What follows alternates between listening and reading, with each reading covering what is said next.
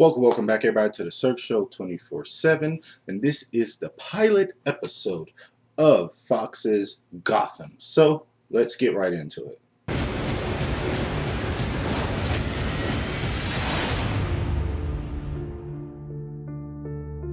All right, guys, this is probably the most anticipated new series on television right now. Now, everybody's been talking about it. They've been hyping it up.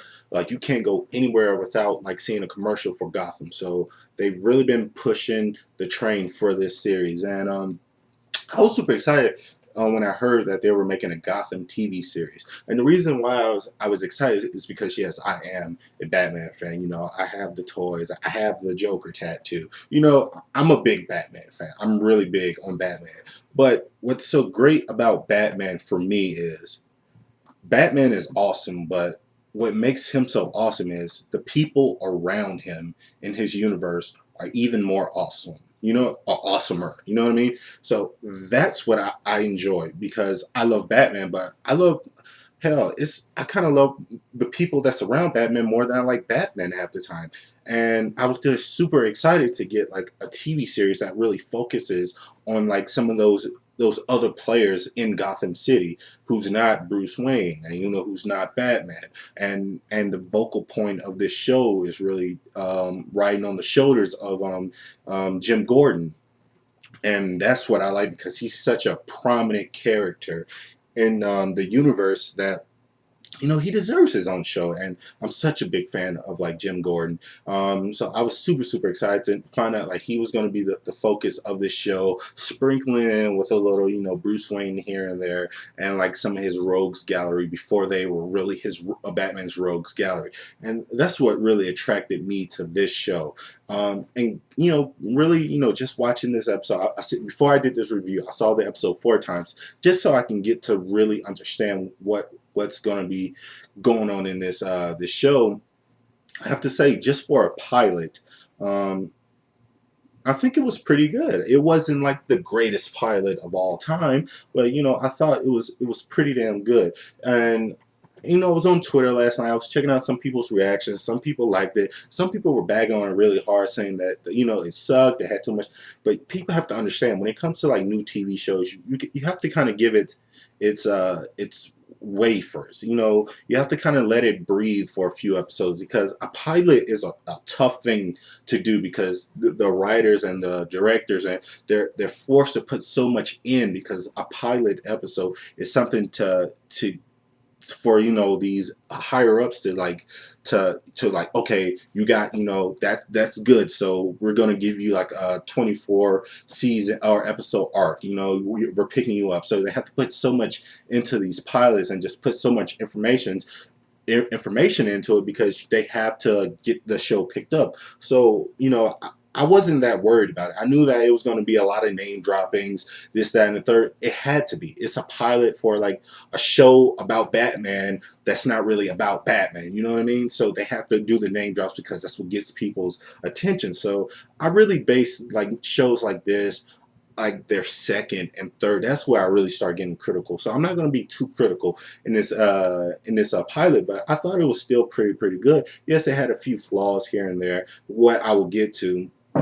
But I thought it still hit home a lot. And me being like a guy who likes to think outside the box and who likes to do stories, who's very particular about like Batman and like his universe. I saw things I was like, I wouldn't have done that, and I would have did this. And I'm gonna get you guys' opinions on that, but.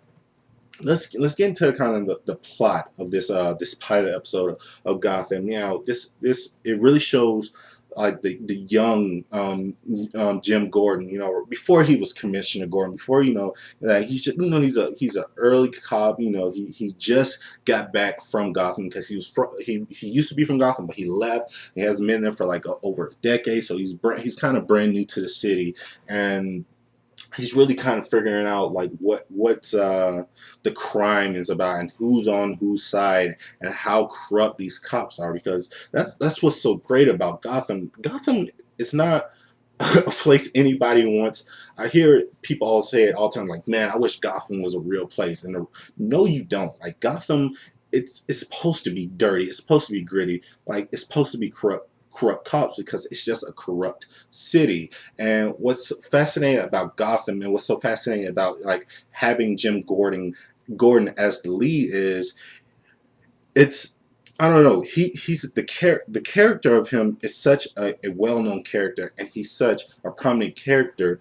Um, but from my point of view, he's always like doomed to not succeed in Gotham. He's just not. He's not supposed to succeed. He wants to like turn like the corruption over.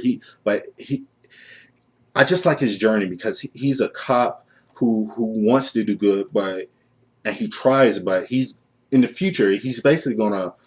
He's not gonna like do the city right. Well, not do the city, but he's not gonna reach his goal because it's gonna be a young man who's gonna have to come in to save the city who becomes Batman. So I always like that about Jim Gordon and just seeing like his origins because he's a cop who wants to do good and who wants to turn the city around, but he's just destined to doom and not like succeed in his like quest because like it's gonna be a kid named Bruce Wayne who's gonna dress up like a bat and save that. So that's what I like about like just that destiny of him like trying and one day he's gonna fail and it's gonna be that time. So I just like seeing that. I thought he was played by a great actor. You know, Harvey Bullock, like his first time really being like prominent in like TV movies and you know stuff. I really liked him in like the animated series. That's where I grew up with you know Bullock in like the animated series where he was like very prominent in you know Batman the animated series. So he was just a standout character.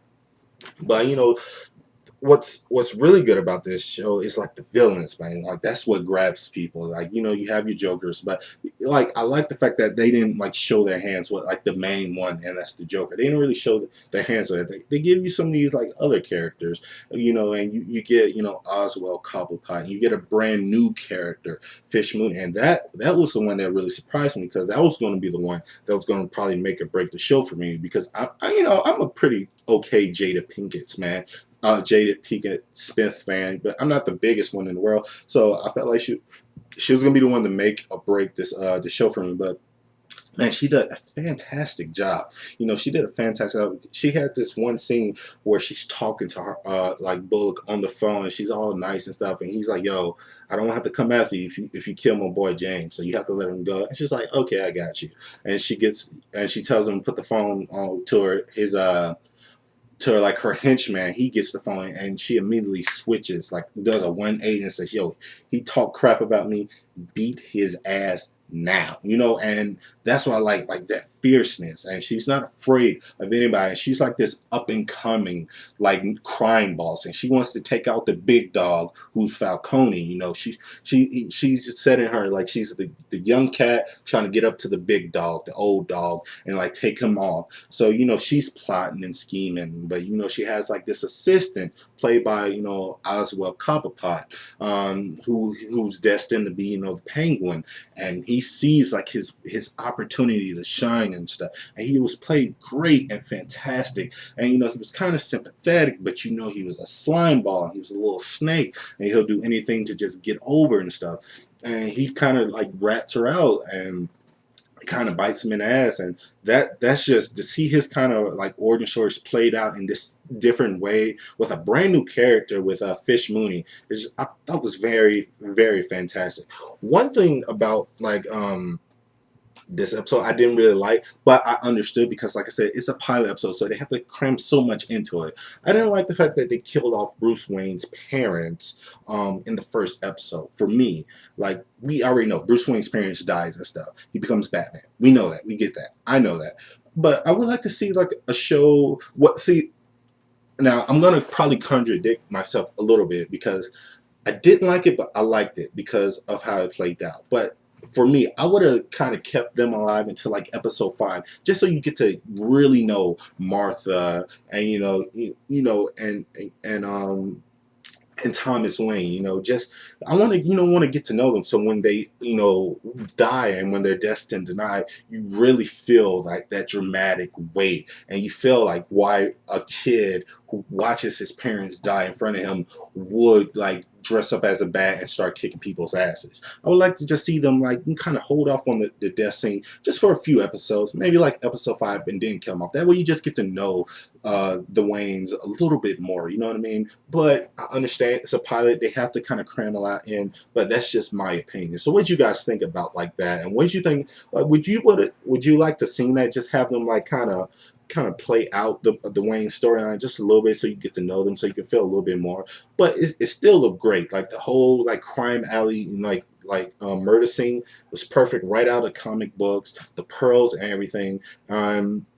I really like that, and like I said, I was going to kind of contradict myself because I kind of liked it because what's so great about the show is that they stay in the present. We're so used to like, oh, Bruce Wayne's parents dies, and then you flash forward like 15 years and he's Batman, and you don't what happens during that time, like before he starts training. What happens when he's like 10 to like 15 or something, like when he has to still go to school dealing with stuff like this? What happens with that? And that's what I like about the concept of the show, is that his parents die when he dies in front of him when he's like 10 or 11, and you stay in that moment. You're still in that moment. Like 4 episodes down, you're still going to be in that moment where he's still dealing with that, and having this little kid like really suffer from that, like watching his parents die. So the concept of that is very intriguing to me, because we never seen that before. We never seen that in movies. We never seen that in the TV shows. We just saw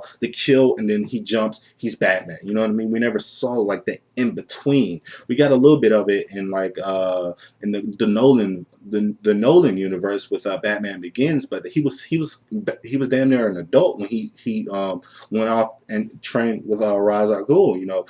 I want to see when he's a kid and he has to deal with that, because that's what's going to make him become the man he's destined to be. And I'm going to say that word a lot because that's what it is. Like he's destined to be this. Jim Gordon is destined to fail, trying to protect Gotham, because he's destined to fail because another guy's going to come in and save Gotham, and that's Batman. So I just like to see these like paths like really work out. I really like the stylized of this episode. It was probably my favorite version of Gotham so far right now. I really like this version of Gotham. It's always raining, it's always foggy, you never see the sun ever. That's how Gotham is supposed to be. It's supposed to always be from Monday through Sunday. It's always supposed to be mostly cloudy, always raining on your forecast when it comes to Gotham. Never sunny, you know what I mean? And that's how this episode was. It was never sunny. Everything's cloudy, everything's foggy, you can barely see anything, everything's raining. I like that kind of Gotham. It's probably my favorite interpretation of Gotham so far, and that's including the movie universes.